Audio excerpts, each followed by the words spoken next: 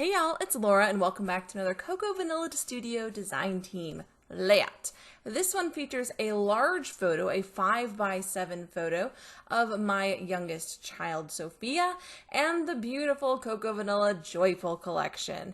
Now, I'm going to be doing an L-shaped design today, and this is one that I really enjoy, especially for large photos, because it allows you to create a very simple design that doesn't compete with such a large photo, but also puts the focus completely on to that photo, which is definitely what I want. Now, I used to print 5x7 annual photos of my kiddos and scrap them this big. I've kind of switched to 4x6s since then.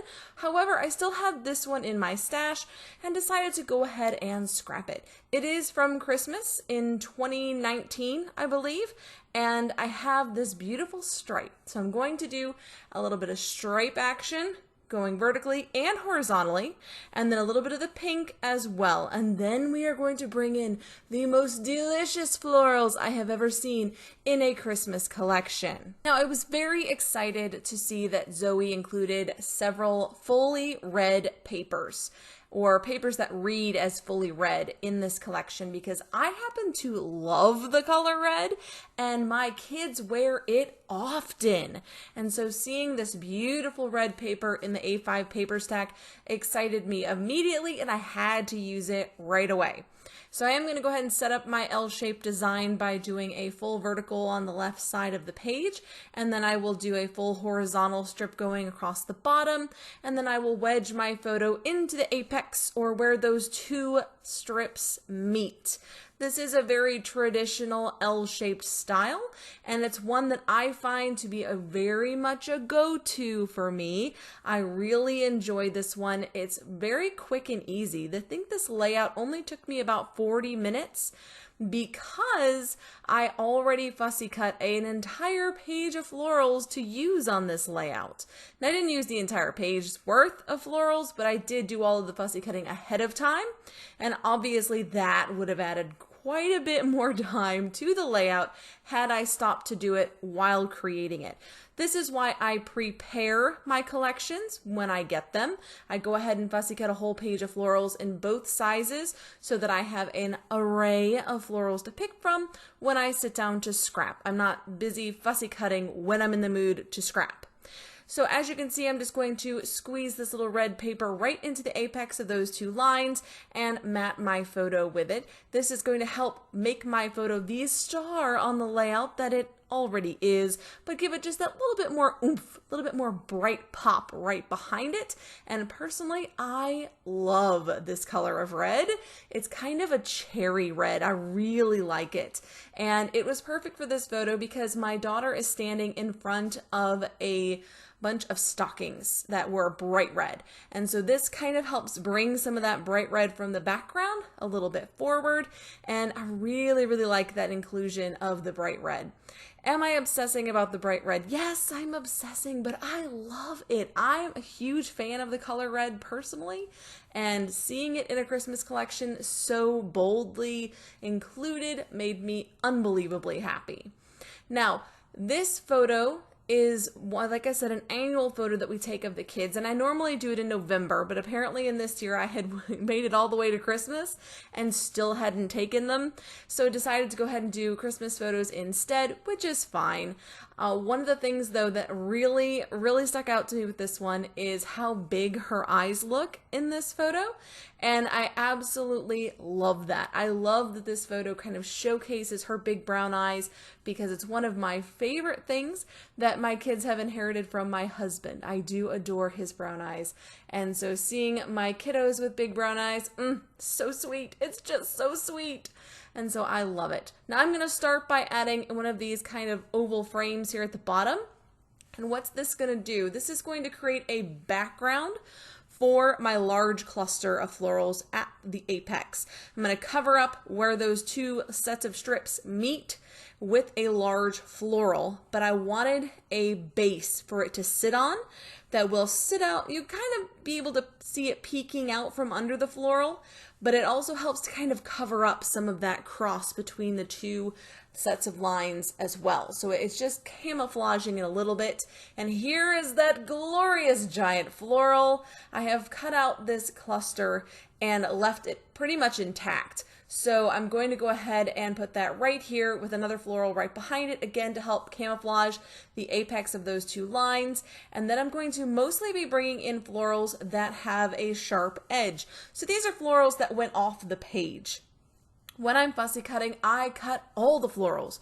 That includes the ones that are only halfway onto the page, because I can use them for things like this, where they would be tucked underneath of my photo and you would be losing half of the floral anyway. I go ahead and cut them out and use them this way instead. I also cut out even the teeniest, tiniest little florals and even the little red circles that are intended to be like hollies, little holly berries that were spread around the floral paper. Yep, cut those out too, and you will see them make an appearance as my scattering pieces around the clusters. Now, when building a floral explosion like this one, or what I call a floral explosion, is just simply a huge floral cluster. So it's just one big giant cluster.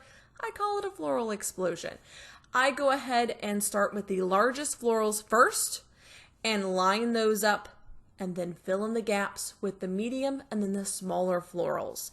The reason that I do that is because it is much easier to find a place for a small floral than it is to squeeze in a big floral after you've already added in the other sizes. So start with your larger ones, work down to medium and then to small, and I think you will find your clusters are much more interesting and dynamic by including all different sizes, and they're much easier to build when you start with the big ones to fill in the space first. Now, as you can see, I've pulled in some teeny tiny florals there. I've even grabbed that little scrap piece of the frame that I cut off originally to go under the large cluster, and I'm tucking it in back behind some florals just to make sure it's getting used. Pulling in the ephemera pack, which I also have fussy cut. I do prefer to remove the white outline on mine. Some people love the white outline, totally fine. Personally, I find it easier to cluster together bits and pieces if I don't have a thick white outline on it. So I go ahead and fussy cut it off and then keep all of my floral packs together in one container so that it's easy to flip through and find exactly what I need. Now, I will be putting a word phrase here at the bottom, but it's not going to be this one. I did consider this one and I loved the shape of this one, but I didn't feel like it was quite long enough. I'm also reminding myself that I'm going to put journaling down at the bottom, and so I want to make sure I leave room there for the journaling. Now, flipping through, one of the things that I absolutely loved about this collection was it had a bunch of these little banners, and these were so helpful in using this collection because you could just tuck them in just like this underneath of a photo. They're perfect. I love these little word phrase strips. They had some great phrases on them, and I really enjoyed just popping them underneath a photo. Super quick and easy, great way to use them. Considered using multiples of them, actually. Instead of that, though, I decided to go with a larger title, which I'm going to layer on top of my large floral. So here are some of the options I considered. The fa la la la la on top of the word strip. And then I pulled out the jolly and I went, nope, this is the one right there. Love it. Right on top of that large floral. Such a fun place to put a title. And I decided that's the spot. Now here's where I realized, oh yeah, those little holly berries. Let's go ahead and pull those in and use them as my scattering, which is the fine details that I add around the outside edges of my clusters, just to give them a little bit more interest. Adding these final little details, to me, it makes the layout feel finished. Without these tiny little details, to me, it just doesn't feel finished. So I start with scattering. So that's these tiny little pieces I'm adding around the outside. Then I'll come in with 2 layers of splattering. And in my splattering, I use Nuvo drops for a controlled splatter to get some dimensional drops exactly where I want them. And then I'll come in with some Heidi Swapp Color Shine to do some uncontrolled splatter around the outside edges. Now, I went ahead and glued everything down off camera, so you didn't have to watch all of that. I'm bringing in a couple of the wood buttons for the centers of these 2 florals, just to give them a little bit of dimension and interest. And then we're going to bring in these little stars. I love that Zoe included these in the titles. These little stars have been brilliant for that little glimmer of gold that I really like to add to Christmas layouts. Let me know in the comments below, are you a fan of gold or silver at Christmas time? Because I find people are very strongly one way or the other, and me personally, I am a gold girl. I'm a big fan of the gold. I think you can notice that because I use it on almost every layout. But yes, I'm a huge fan of gold, especially for Christmas, but I do use silver on occasion. So I'm curious if you prefer gold or silver, particularly with Christmas collections. Now, bringing in my T-square ruler to add in some lines for journaling, really just going to be talking about how beautiful her smile is and how I love that this particular photo really features her big brown eyes and how sweet I think it is to see those big brown eyes showcased in such a lovely way.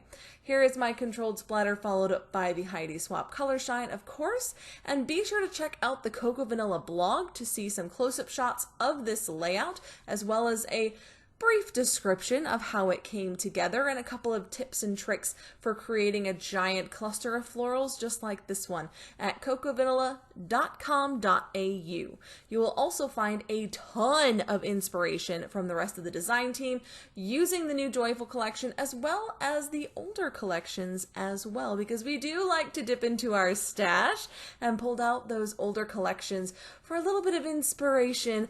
That's it for this one, guys. I hope you've enjoyed it. Until next time, bye y'all.